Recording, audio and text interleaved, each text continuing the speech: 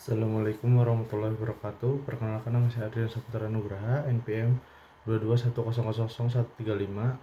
Di sini saya akan menjelaskan materi logika. Yang pertama tentang distribusi term. Distribusi term.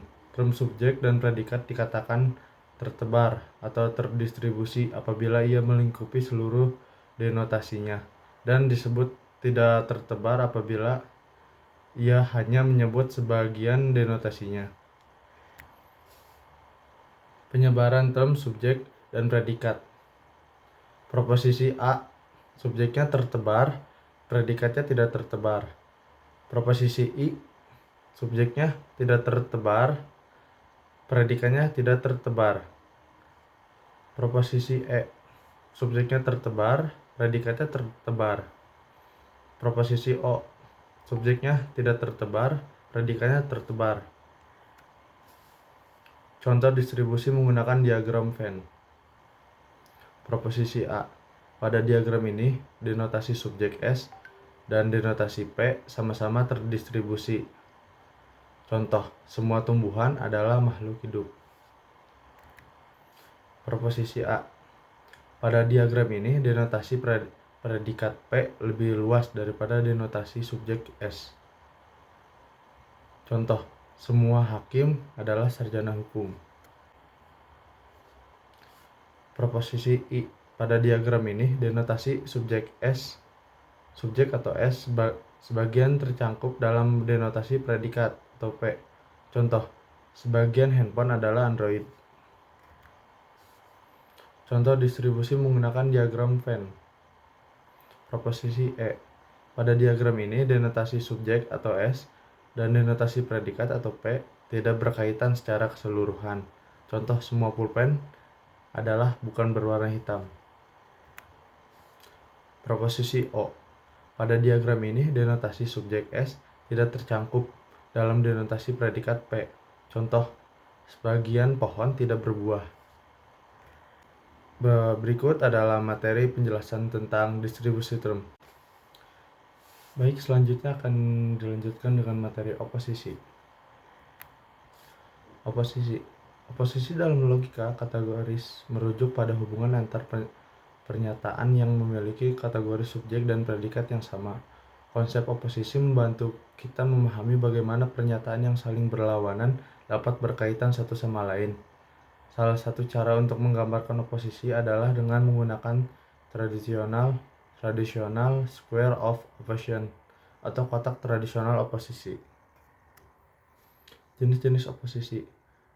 Traditional square of opposition adalah sebuah kotak yang terdiri dari 4 sudut dan 4 jenis oposisi yang berbeda, yaitu oposisi kontradiksi, oposisi kontrari, oposisi subkontrari, dan oposisi konversi. Oposisi kontradiksi terjadi antara pernyataan universal afirmatif atau A dan pernyataan universal negatif atau E. Dalam oposisi ini, pernyataan satu sama lain benar-benar berlawanan. Jika suatu pernyataan benar, maka yang lain pasti salah, dan sebaliknya. Contoh, pernyataan A, semua manusia adalah makhluk hidup. Pernyataan E, tidak ada manusia yang bukan makhluk hidup. Oposisi kontrari terjadi antara pernyataan universal afirmatif A dan pernyataan partikular negatif atau O. Dalam oposisi ini, kedua pernyataan tidak dapat bersama-sama benar, tetapi keduanya dapat bersama-sama salah. Contoh, pernyataan A, semua manusia adalah makhluk hidup. Pernyataan O, beberapa manusia bukanlah makhluk hidup. Oposisi subkontrari terjadi antara pernyataan partikular afirmatif atau I dan pernyataan universal negatif atau E. Dalam oposisi ini, kedua pernyataan tidak dapat bersama-sama salah, tetapi keduanya dapat bersama-sama benar. Contoh, pernyataan I, beberapa hewan adalah mamalia. Pernyataan B, tidak ada hewan yang bukan mamalia. Oposisi konversi terjadi antara pernyataan afirmatif A dan pernyataan partikular afirmatif atau I, serta pernyataan universal negatif atau E dan pernyataan partikular negatif atau O. Dalam oposisi ini, pernyataan konversi memiliki subjek dan predikat yang sama dengan pernyataan aslinya. Contoh, pernyataan A, semua manusia adalah makhluk hidup. Pernyataan I, beberapa makhluk hidup adalah manusia. Pernyataan E, tidak ada manusia yang bukan makhluk hidup. Pernyataan O, beberapa makhluk hidup bukanlah manusia. Kesimpulan, tradisional square of opposition membantu kita memahami hubungan logis antara pernyataan dan yang berlawanan dalam logika kategoris. Dengan memahami oposisi ini, kita dapat menganalisis argumen dan memahami konsekuensi logis dari pernyataan-pernyataan yang berlawanan. Baik, materi selanjutnya akan dilanjutkan dengan materi silogisme kategoris. Pengertian silogisme kategoris adalah bentuk penalaran logis yang terdiri dari 3 pernyataan atau proposisi, premis mayor, premis minor, dan kesimpulan. Setiap pernyataan menggunakan kategori yang diambil dari logika kategoris, yaitu kategori subjek dan kategori predikat. Silogisme kategoris dapat dinyatakan dalam bentuk proposisi kategoris menggunakan kalimat subjek predikat, seperti semua A adalah B atau beberapa A adalah B. Terdapat 4 elemen penting dalam silogisme kategoris, yaitu hukum-hukumnya, figur, mod, dan bentuknya. Hukum-hukum. 1. Hukum identitas. A adalah A jika suatu kategori diidentifikasi dengan dirinya sendiri, maka setiap pernyataan yang mengandung kategori tersebut adalah benar. 2. Hukum kebalikan. A bukan B. Jika suatu kategori diidentifikasi sebagai bukan dirinya sendiri, maka setiap pernyataan yang mengandung kategori tersebut adalah salah. 3. Hukum tertentu. A atau bukan A. Setiap pernyataan adalah benar atau salah. Tidak ada keadaan di antara keduanya. Figur. Figur dalam silogisme kategoris mengacu pada posisi kategori dalam hubungan pernyataan. Terdapat 4 figur dalam silogisme kategoris, yaitu 1. Figur pertama. Premis mayor berada di posisi 1, premis minor berada posisi 2, dan kesimpulan berada posisi 3. 2. Figur kedua. Premis mayor berada di posisi 2, premis minor berada di posisi 1, dan kesimpulan berada di posisi 3. 3. Figur 3. Premis mayor berada di posisi 1, premis minor berada di posisi 2, dan kesimpulan berada di posisi 4. 4. Figur keempat.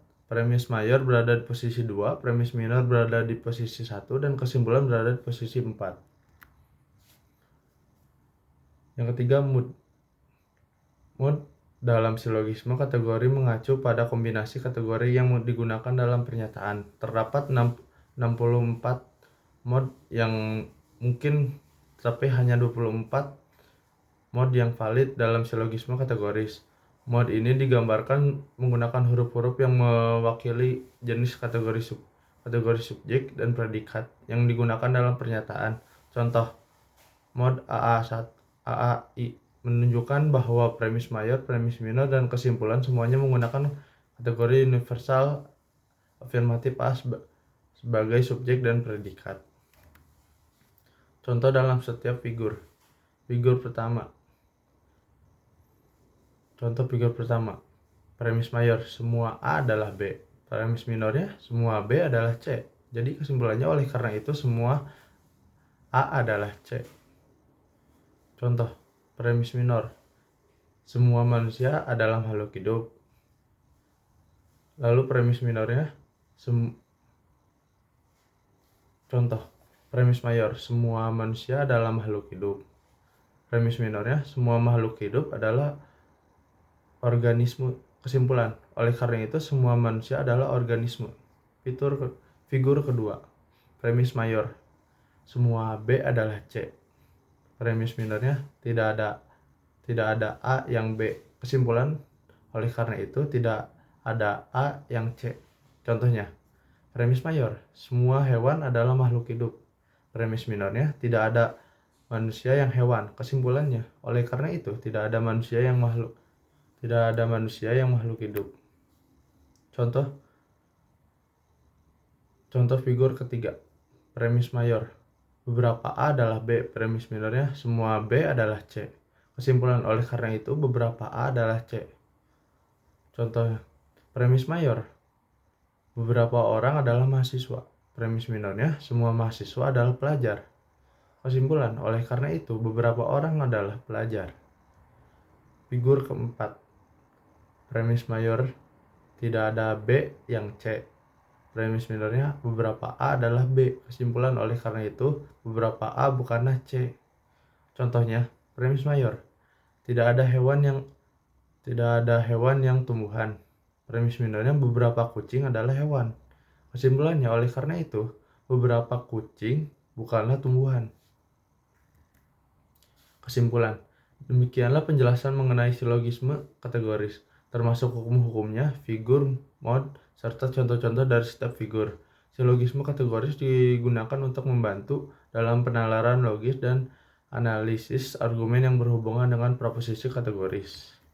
Contoh, premis mayor, pasal 28E ayat 3 Undang-Undang Republik Indonesia 1945 menyatakan bahwa setiap warga negara memiliki hak atas kebebasan berpendapat.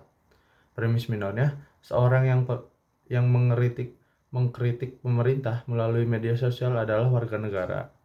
Kesimpulan, oleh karena itu, seseorang yang mengkritik pemerintah melalui media sosial memiliki hak atas kebebasan berpendapat berdasarkan pasal 28E ayat 3 Undang-Undang Republik Indonesia 1945.